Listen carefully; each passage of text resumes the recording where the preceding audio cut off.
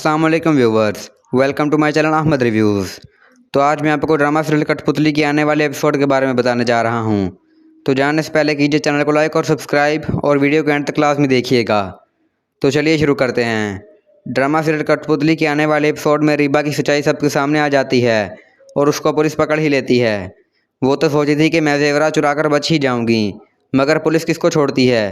वो रीबा तक पहुंच जाती है, मगर चाहे कोई जितना भी चालाक हो, एक न एक दिन तो पकड़ा ही जाता है।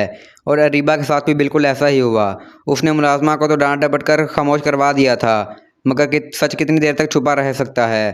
वो पकड़ी जाती है और उसका सारा सच पता चल जाता है कि उसने जेवरात दुकान पर बेच दिए थे, और ये सब वहाँ के गार्ड से पता चलता है। तो पूछने पर पता चलता है कि बुशरा ने उससे चाबी ली थी। वो और अरीबा कहीं ना कहीं जाने की तैयारी कर रहे थे और उन लोगों ने पिछले गेट की चाबियां ली थीं। और इस पर जब अयान से पुलिस से छुड़वा लाता है, वो कहता है कि अब सारा कुछ सच सच बता देना।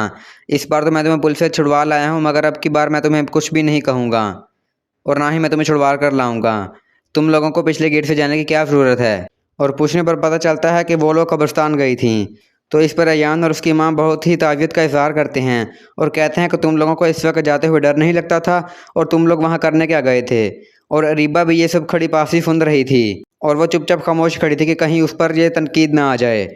और मगर जब उसकी बारी आई तो वो कुछ ना कुछ बहाने लगाने लगी और फिर वो कहानियाँ और भी ज़्यादा सुनाने लगती है कि जब घर में कोहराम मचा तो फिर जिन्होंने वहाँ से आकर जेवरात उठा लिए और फिर वापस रख दिए। मगर वो लोग इतने भी बेवकूफ़ नहीं थे कि उसकी बातों में आ जाते। उन लोगों ने सोचा कि ये हमारे साथ बहुत ही ज़्यादा गंदी कहानी रच रही है और हमें बुद्धू बना रही है, मगर वो कैसे उसकी बातों में आने वाले थे।